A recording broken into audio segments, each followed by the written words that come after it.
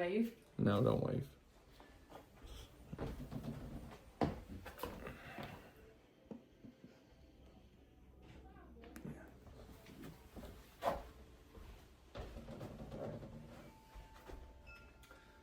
All right.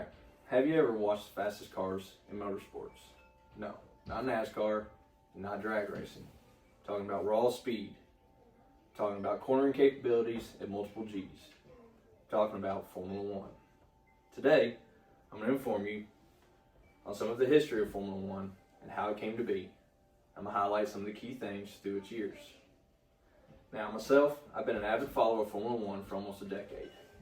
I've seen various rule changes, seen drivers come and go, and I've seen the regulations determine how the cars are both built and how they perform. So needless to say, I've kept up with some of the modern days of the sport. But today we're going to talk about the early days, we're going to talk about the aerodynamic era, the 70s, 80s, and 90s, and that's going to transition us into the modern era, also known as the hybrid era.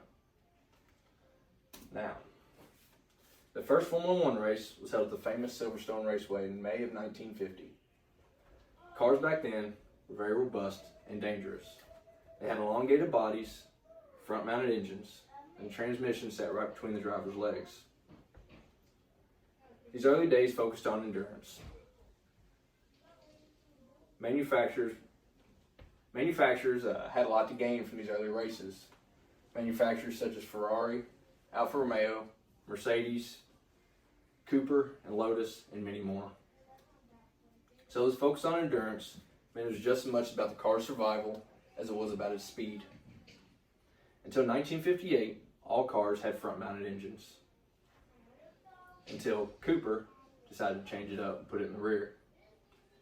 Now, by putting the engine in the rear, this allowed cars to be better balanced going around the race circuits, as well as safer for the drivers, because now you didn't have the transmission sitting right between your legs.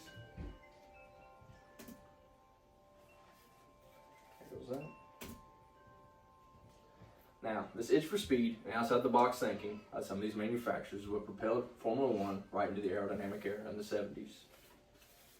Aerodynamics is a study of how air moves around things. Bruce McLaren, founder of the racing team McLaren, is credited with bringing aerodynamics into the sport of Formula One.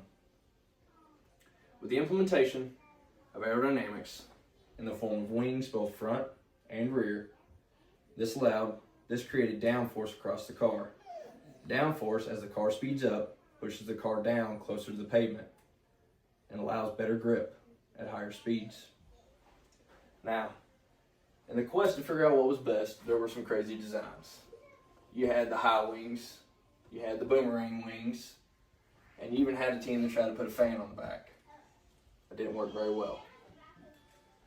Now, with cars being ever faster, this was more dangerous for the drivers, naturally. Ross Brawn, former FIA director, said you had to be pretty brave to drive the cars back then. Everyone would try to be sensible, but the problem was safety wasn't mandatory until it was. With the famous crashes of Niki Lauda and Ayrton Senna, this set into motion safety devices such as the Hans device due to Ayrton Senna's wreck and fireproof racing equipment due to Niki Lauda's crash. Now, up to this point, we talked about the early days and the quest for speed. We talked about the aerodynamic era and how they figured out how to get cars to stick to the ground. We talked about some of the safety protocols that were ushered in because of this. Now, just as the team started to get all the aerodynamics figured out, started to get the safety measures in place, the FIA decided to switch things up. They switched up the regulations, and that's exactly what propelled Formula One right into the modern era. Modern Formula One is essentially Formula One with the use of technology, such as driver's aids, ground effects, and hybrid technology. Driver's aids included power steering, electronic shifting, and the drag reduction system, otherwise known as DRS. This was a flap in the rear wing of the car that opened and reduced drag on the car at high speeds, allowing the car to go even faster. Hybrid technology was the use of batteries used in conjunction with a turbocharged engine. This was part of Formula One's 2030 initiative to go green. to reduce emissions across the sport. So what better way to start that than with the car? Next up was ground effects. Ground effects were used in the form of tunnels or ventures on the bottom side of the car.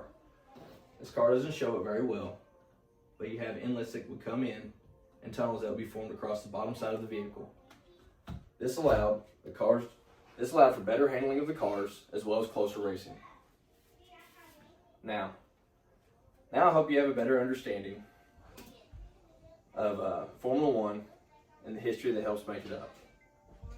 From dirt roads to the extreme speeds of asphalt, and learning how the implementation of battery power and aerodynamics helped shape Formula One into the sport it is today.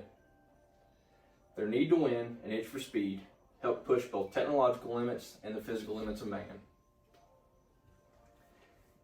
which also helped usher in some of the safety protocols that we now have today across all motorsports.